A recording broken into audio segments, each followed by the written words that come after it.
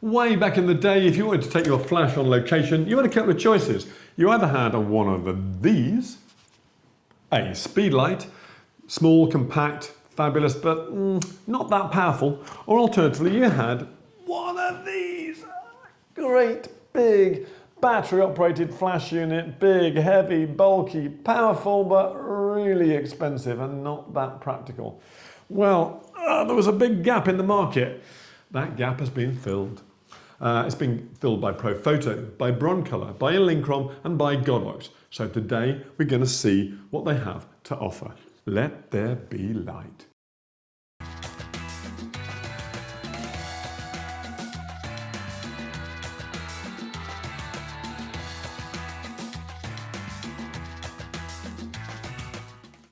What do we have for you today? Well, we've got a lot of choices. First of all, we have Profoto. Profoto have sent us the B1X unit. It's a 500 watt second unit, a fabulous, fabulous light. You may remember the B1, the original B1, which came out a few years ago and made a massive ripple in the market. Fundamentally, one of the first lights to have proper, good working TTL and high-speed sync. Fantastic light, it's got to be a contender. Secondly, Elinchrom.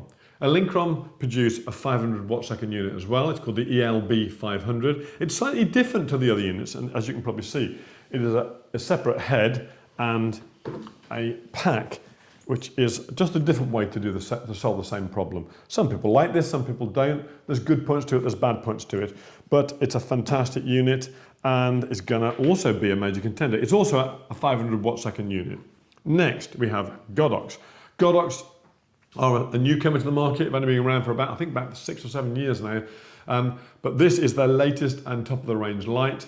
The previous light they had was the AD600. This is the AD600 Pro. It's slightly different. It's much better facilitated. It's just a better light in every respect and is making huge waves in the marketplace right now. So you've got to test that out. Finally, we have Broncolor. Broncolor, you will know the name. They've been around for decades and decades. They make fantastically huge, super expensive studio units, fabulous lights. This is the Siros L. The Siros L comes in two different incarnations, either a 400 watt second or an 800 watt second. We have the 800 watt second unit here today, and it is a fabulous piece of kit. So let's see what they all have to offer. There is something that you need to be aware of. I am not sponsored by any of these lighting manufacturers, or by Seconic for that matter. In fact, I wish I was, but I'm not. So the reason I mention that is because it's really important to me that you know the information I'm giving you is purely from the heart. This is what we found, this is what we measured. All the facts and figures you're going to see today are absolutely accurate. They're not biased in any way. So please use this as your method for choosing the light you want to use. If you are shooting on location, then obviously a very important factor is the size and the weight of the lights that you're using. It's a big deal carrying these things around, so we weighed them and we sized them. Here they all are. Probably the winner on this one is the Profoto. The Profoto is one of the smallest units, certainly the smallest of the monoblocks, and arguably smaller than the Elinchrom, depending on how you want to view it. But it weighs the least. 2691 grams is the finished weight, so it's a really good unit. You can buy these in sets of 2 in a special backpack, and that backpack is aircraft allowable, so you can carry it on the plane with you, which is rather good. Next, the Elinchrom. Obviously it's slightly different to the others because it's a head-to-pack unit.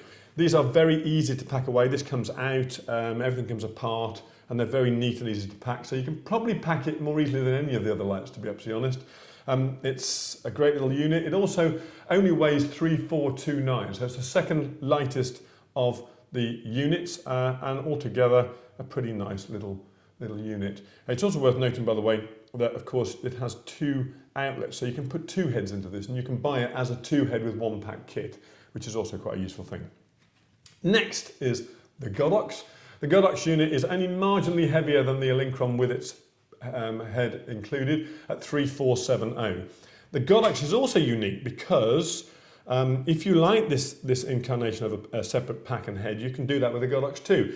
This head and the entire flash unit comes off, and you can buy a separate flash unit. It's an additional piece, you have to pay extra for it, but it slots into it with a cable, so you can use it as a head-to-pack unit as well. 3470 is pretty lightweight still, so it's a damn good unit. Finally, the most heavyweight of all is the Broncolor. Not entirely surprising, it is the largest unit, it's the biggest whack.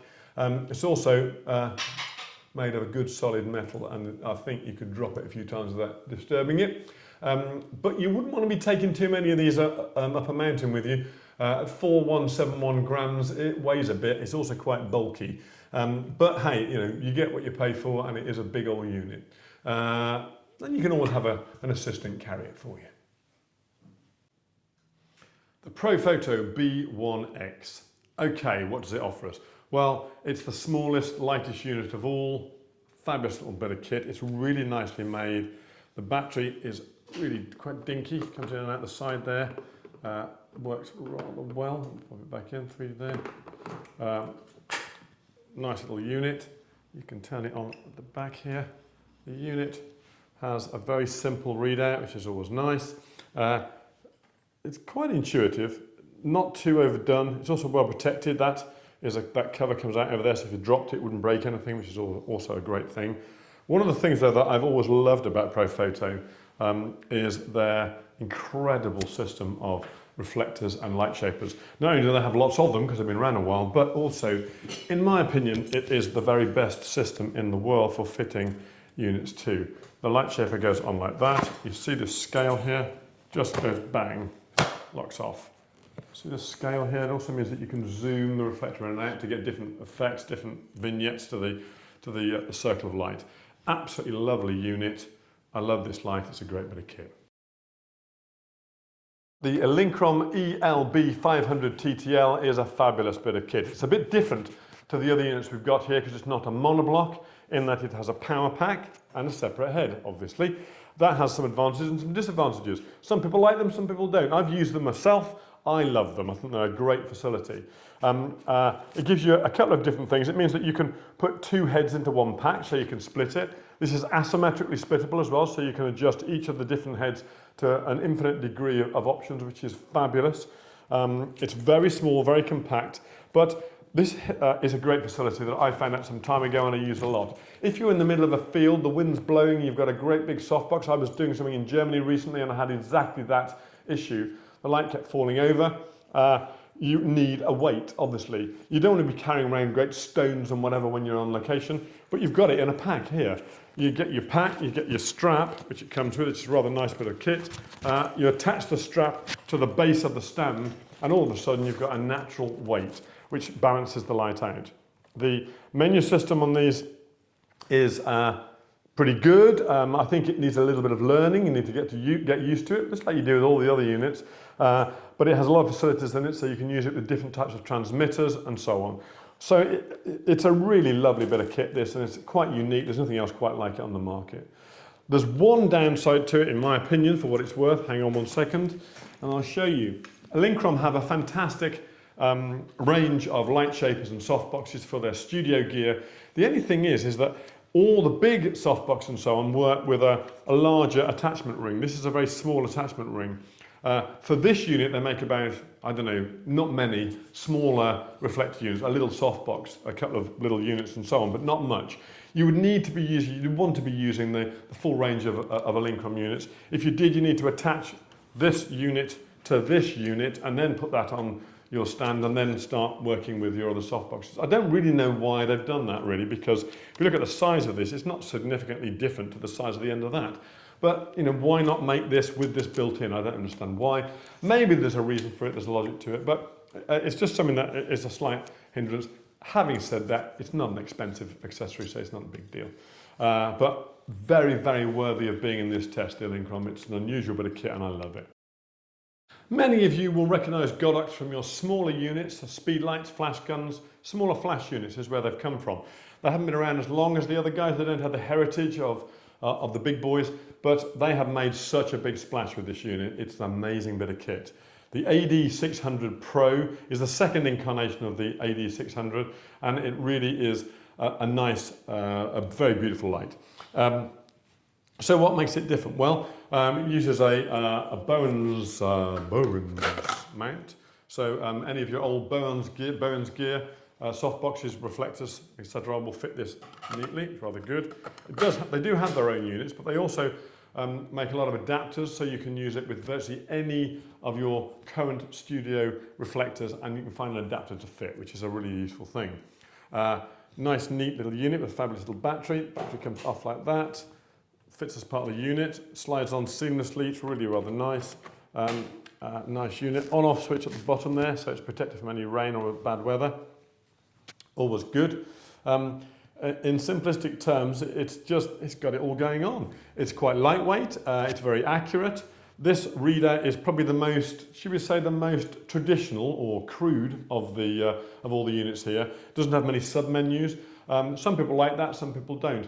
Personally, I think it gives you a nice direct set of information. There's a lot more buttons there, which is a good thing or a bad thing, depending on how you want to view it. All in all, it's a pretty good unit. There is one other thing about it as well, which I really do love. I'm not going to do it now because it needs a big old yank to do it, but if you take your reflector off here, this entire flash head comes out completely. You can buy a separate unit, which is just the flash head itself with a cable, very similar to the Elinchrom, so you can use it as a pack-to-head unit as well. It's the only unit that has that facility, and I think that is a really, really useful thing. There is a final thing to say about the Godox, which is obviously very relevant, which is the price. The price is just incredible, and that is going to be a big factor for a lot of people out there. So you've really got to consider the Godox if you're looking for a unit on this level. Great, great, great piece of equipment. The Broncolor Siros L system comes in two formats. You can either get the 400 watt second or the 800 watt second unit.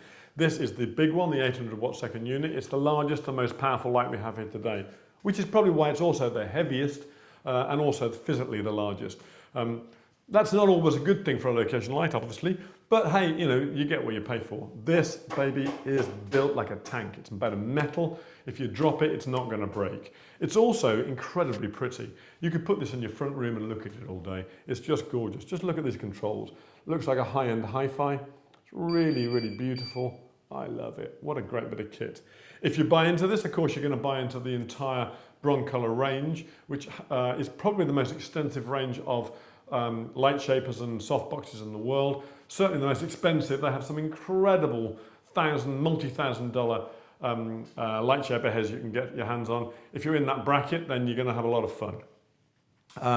It is a great light. There's something about it as well which is unique to the other lights. The other lights are using the HSS system if you want to go for outdoor fast flashing. If you want to shoot at shutter speeds like 500th, 1,000th, 2,000, 4,000, up to 8,000ths of a second, then you need something special in the lights. The other three lights all use HSS. This uses a system called HS, which is high sync or hyper sync. It works in a slightly different way, but does the same thing. Effectively, it should be more efficient with its light output, but it does need a little bit of tweaking, and you need to be very aware of that in terms of the way you use it. It's overall, though, it's a great light and a great comparison in this test. I love it. To record the maximum flash output of the lights, we set each one up exactly 3 meters from a colour card and then flash them off. We used the Sekonic meter to measure the f-stop rating at full power. Next, we set each light to its high-speed sync or high sync setting.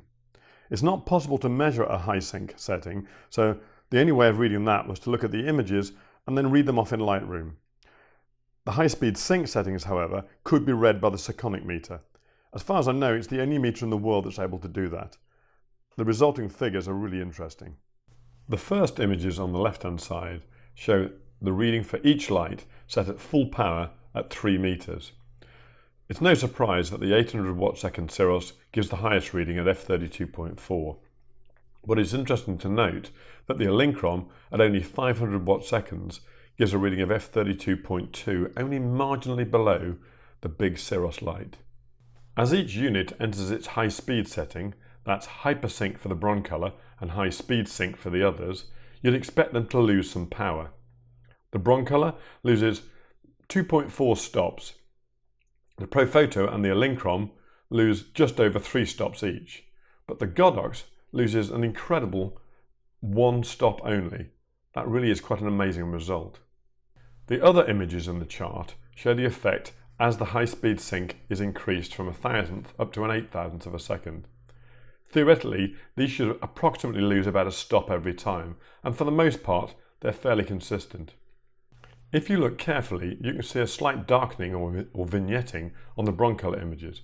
This is a trait of the hypersync technique. It can be dialed out to a degree, but will always be there.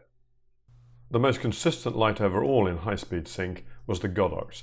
It only lost one stop as it entered high-speed sync, and then continued to lose exactly one stop throughout the speed range. It's impossible in this short video to show you all of the information that we recorded. Take a look at the Professional Photo Magazine report, and that will give you a lot more information and details about all the units. So, we've come to the end of the test. Ta-da! Which light wins? Well, I have to tell you, I like all these lights, all four of them. They're all great units. They all have good things, they all have bad things. It really comes down to how you function, how you work, how you want to use the lights. So it's kind of up to you, really. You can see the facts and figures. You can see the power outputs. You can see the high-speed facilities of these different lights. It's kind of down to you. Make your choice and enjoy your photography.